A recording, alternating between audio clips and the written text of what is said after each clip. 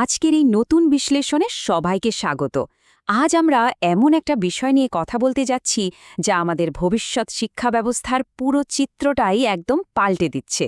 আর সেটা হলো কৃত্রিম বুদ্ধিমত্তা বা এআই। আমরা অনেকেই হয়তো ভাবি এআই তো ভবিষ্যতের কোনো কল্পবিজ্ঞানের গল্প, তাই না? কিন্তু বাস্তব ডেটা বলছে অন্য কথা।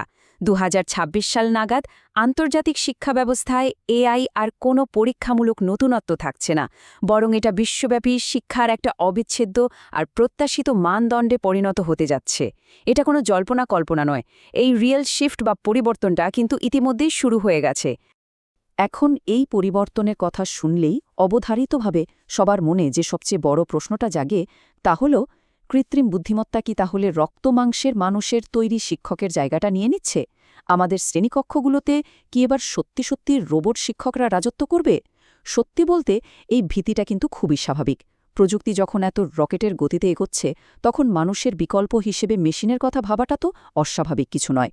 কিন্তু আমরা যদি তথ্যের একদম গভীরে যাই, তাহলে পুরো ভিন্ন একটা চিত্র দেখতে পাব। চলুন ব্যাপারটা আরেকটু পরিষ্কার করা যাক। আন্তর্জাতিক শিক্ষা ব্যবস্থার গবেষণায় একদম স্পষ্টভাবে বলা হয়েছে, এআই মোটেও শিক্ষকদের জায়গায় নিচ্ছে না। এটি কোনোভাবেই কোনো রোবট শিক্ষক নয়, বরং এটিকে একটা অত্যন্ত শক্তিশালী একাডেমিক সহকারী হিসেবে বিবেচনা করা হচ্ছে। এটি এমন একটা টুল যা শেখার পদ্ধতিকে অনেক বেশি দক্ষ করে তোলে ঠিকই, কিন্তু একজন শিক্ষকের যে মানবিক দিকনির্দেশনা, মেন্টরশিপ বা প্রেরণা দেওয়ার ক্ষমতা থাকে, সেটাকে কোনো মেশিন কখনোই প্রতিস্থাপন করতে পারে না। আজকে এই বিশ্লেষণে আমরা মূলত কয়েকটা ধাপে এগোব। আমরা দেখব 2026 সালে শিক্ষায় এআই এর প্রভাব, ভারতে তৃতীয় শ্রেণী থেকে এআই বাধ্যতামূলক করার বিষয়, শিক্ষার্থীরা বাস্তবে কিভাবে এবং কেন এআই ব্যবহার করছে, শ্রেণীকক্ষে ঠিক কী পরিবর্তন আসছে, আর সবশেষে ক্রিটিক্যাল থিঙ্কিং বা সমালোচনামূলক চিন্তার ভবিষ্যৎ। এই রোডম্যাপ ধরে বৈশ্বিক শিক্ষানীতি থেকে শুরু করে ক্লাসরুমের ডেটা পর্যন্ত সবকিছুই আজ আমরা এক্সপ্লোর করব। প্রথমেই আসা যাক আমাদের 1 নম্বর পয়েন্টে, 2026 সালে শিক্ষায় এআই এর প্রভাব, অর্থাৎ ভবিষ্যতের ধারণা থেকে শ্রেণীকক্ষের বাস্তবতা। প্রথমে আমরা একটু বড় পরিসরের বা ম্যাক্রো চিত্রটা দেখব, যেখানে শীর্ষস্থানীয় আন্তর্জাতিক স্কুলগুলো এআইকে দৈনন্দিন রুটিনে কিভাবে যুক্ত করছে। সত্যি বলতে এই মুহূর্তে এডুকেশনাল টেকনোলজির ব্যবহার আর কোনো ঐচ্ছিক বা অপশনাল বিষয় নেই। আধুনিক প্ল্যাটফর্মগুলো এখন রিয়েল টাইমে শিক্ষার্থীদের আচরণ বিশ্লেষণ করতে পারে। একটু ভাবুন তো, একজন শিক্ষার্থী কত দ্রুত শিখছে, কোথায় আটকে যাচ্ছে, এই সব ডেটা বিশ্লেষণ করে এআই তাকে সম্পূর্ণ পার্সোনালাইজড বা ব্যক্তিগত একটা লার্নিং অভিজ্ঞতা দিচ্ছে। কেউ দ্রুত শিখলে এআই পড়ার লেভেল একটু কঠিন করে দেয়, আবার বুঝতে অসুবিধা হলে নতুন আর সহজ কোনো উদাহরণ দিয়ে বিষয়টা বুঝিয়ে দেয়। ব্যাপারটা দারুণ, তাই না? এবার আসি আমাদের 2 নম্বর পয়েন্টে। ভারতের তৃতীয় শ্রেণী থেকে এআই বাধ্যতামূলক করার এই পদক্ষেপটি স্কুল পাঠ্যক্রমে আক্ষরিক অর্থেই একটা ঐতিহাসিক পদক্ষেপ। এই বৈশ্বিক পরিবর্তনের বিশালতা বুঝতে হলে আমাদের শুধু প্রতিবেশী দেশ ভারতের এই নতুন শিক্ষানীতির দিকে তাকালেই চলবে। অবাক করা বিষয় হল, 2026-27 শিক্ষাবর্ষ থেকেই ভারতের স্কুল পাঠ্যক্রমে একদম তৃতীয় শ্রেণী থেকে এআই শিক্ষাকে বাধ্যতামূলক করা হচ্ছে। ভাবা যায়, এত ছোট বয়স থেকেই শিক্ষার্থীদের ভবিষ্যতের ডিজিটাল দক্ষতা অর্জনের জন্য প্রস্তুত করা হচ্ছে। এর মূল লক্ষ্যটা খুব পরিষ্কার, শিক্ষার্থীদের শুধু প্রযুক্তির প্যাসিভ ব্যবহারকারী হিসেবে না রেখে ভবিষ্যতের প্রযুক্তিনির্ভর সমাজ গঠনের কারিগর হিসেবে গড়ে তোলা। আর এই উদ্যোগটা কিন্তু মোটেও ছোটখাটো কোনো পরিসরে হচ্ছে না। এই নতুন পাঠ্যক্রমটি ভারতের প্রায় 18,000 সিবিএসই অনুমোদিত স্কুলে একযোগে চালু হতে যাচ্ছে। ভবিষ্যৎ প্রজন্মের দক্ষতা নিশ্চিত করার জন্য এটা যে কত বড় একটা প্রাতিষ্ঠানিক অঙ্গীকার, তাই সংখ্যাটা দেখলেই বোঝা যায়। আমরা 3 নম্বর পয়েন্টে চলে এসেছি, শিক্ষার্থীরা কিভাবে এআই ব্যবহার করছে। চলুন তার কিছু বাস্তব ডেটা দেখি। এতক্ষণ তো আমরা দেখলাম নীতি নির্ধারকরা কি করছেন। এবার মার্কিন যুক্তরাষ্ট্রের বোস্টন ইউনিভার্সিটির আন্ডারগ্র্যাজুয়েট বা স্নাতক পর্যায়ের একটা চমৎকার গবেষণার ডেটা থেকে দেখব শিক্ষার্থীরা আসলে গ্রাউন্ড লেভেলে এআই এর সাথে কিভাবে ইন্টারঅ্যাক্ট করছে। এই ডেটাটা কিন্তু চমৎকারভাবে শিক্ষার্থীদের প্রকৃত ব্যবহারের একটা ট্রেন্ড তুলে ধরছে। শুনলে অবাক হবেন, গবেষণার শুরুতে বেশিরভাগ শিক্ষার্থী কিন্তু এআই এর বদলে প্রথাগত উপকরণ যেমন বই বা নিজেদের নোটের উপরই বেশি নির্ভরশীল ছিল। প্রথম দিকে প্রায় 60% শিক্ষার্থী প্রথাগত উপায় বেছে নিয়েছিল। কিন্তু যখনই গাণিতিক বিশ্লেষণ বা একটু জটিল প্রশ্ন আসা শুরু করল তখন দেখা গেল এই নির্ভরশীলতা গ্রাফটা বদলাচ্ছে এবং তারা এআই আর বইয়ের মধ্যে একটা ব্যালেন্স বা ভারসাম্য তৈরি করে নিচ্ছে। আর এই ডেটাটা থেকে দেখা যায় শিক্ষার্থীরা সবচেয়ে বেশি এআই ব্যবহার করেছে মূলত বহু নির্বাচনী বা মাল্টিপল চয়েস এবং সত্য মিথ্যার মতো প্রশ্নগুলোর ক্ষেত্রে। মজার ব্যাপার হলো তারা সাধারণত পুরো প্রশ্নটা সরাসরি কপি করে এআই ইন্টারফেসে পেস্ট করে দিত।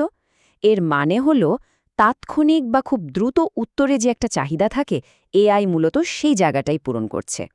আমাদের 4 নম্বর পয়েন্ট হল এআই ব্যবহারের কারণ এবং ধরন, অর্থাৎ এআই সহায়তার কেন এবং কিভাবে। শিক্ষার্থীরা কেন শুধু এই নির্দিষ্ট কাজগুলোর জন্য এআই ব্যবহার করছে, এর পেছনের কারণগুলো কি, চলুন দেখে নেওয়া যাক। গবেষণায় এআই ব্যবহারের মূলত এই 4টি প্রধান কারণ উঠে এসেছে। প্রথমত, কোনো বিষয়ে একদমই ধারণা না থাকলে সেই জ্ঞানের ঘাটতি পূরণ করা। দ্বিতীয়ত, কঠিন কোনো বিষয়ের সহজ ব্যাখ্যা বা স্পষ্টীকরণ। তৃতীয়ত, নিজেদের তৈরি করা উত্তরগুলো সঠিক কিনা সেটা যাচাই করা। এবং শেষটা তো আমরা আগেই দেখলাম, দ্রুত উত্তর পাওয়ার সুবিধা।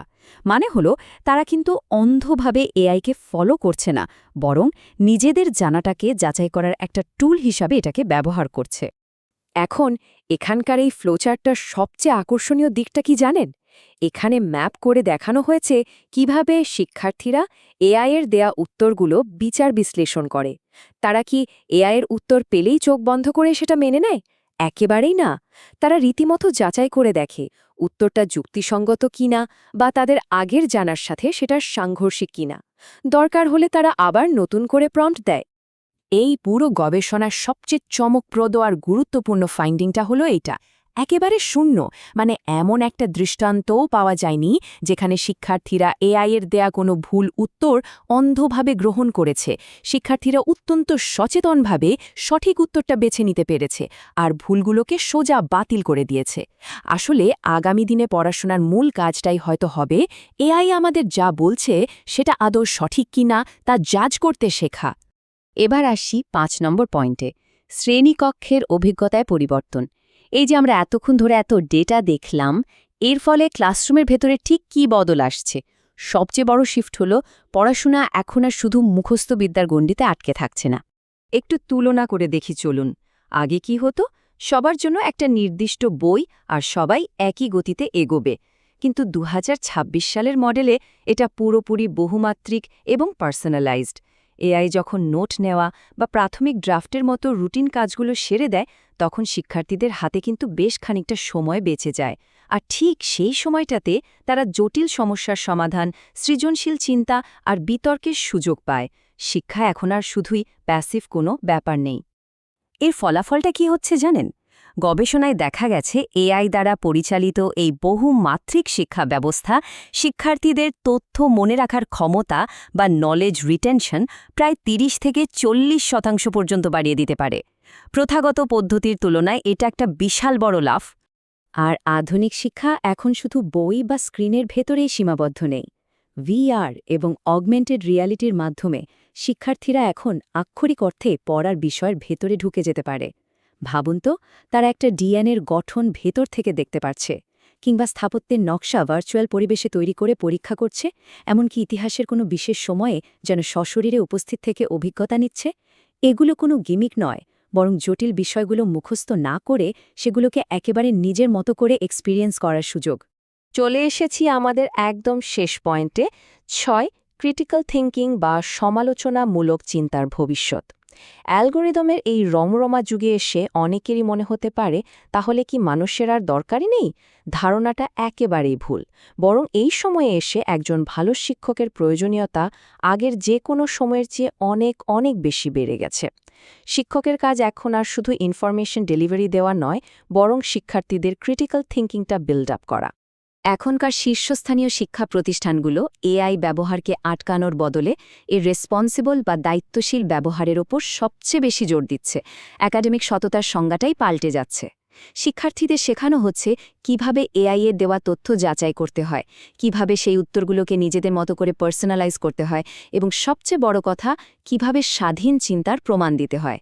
এআই তো কেবল একটা অ্যাসিস্ট্যান্ট, কিন্তু ফাইনাল কলটা যে মানুষকে নিতে হবে সেটাই আসল কথা। আর এই পুরো বিষয়টার ইম্প্যাক্ট আসলে কোথায় গিয়ে পড়ছে? কর্মসংস্থানে।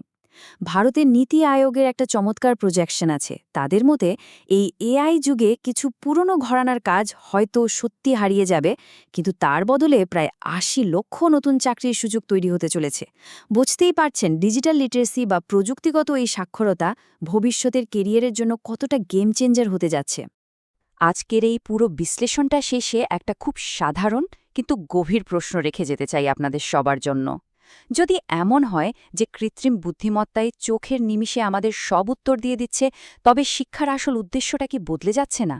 শিক্ষার প্রকৃত মূল্য কি এখন আর কি উত্তর দিতে হবে তার মধ্যে নেই, বরং কিভাবে সঠিক প্রশ্নটা করতে হবে তা শেখার মধ্যে লুকিয়ে আছে? ব্যাপারটা একটু ভেবে দেখবেন। শিক্ষা ব্যবস্থার এই বিশাল বিবর্তন আগামী দিনগুলোকে ঠিক কতটা রোমাঞ্চকর করে তোলে সেটাই এখন দেখার বিষয়। এতক্ষণ সাথে থাকার জন্য অসংখ্য ধন্যবাদ।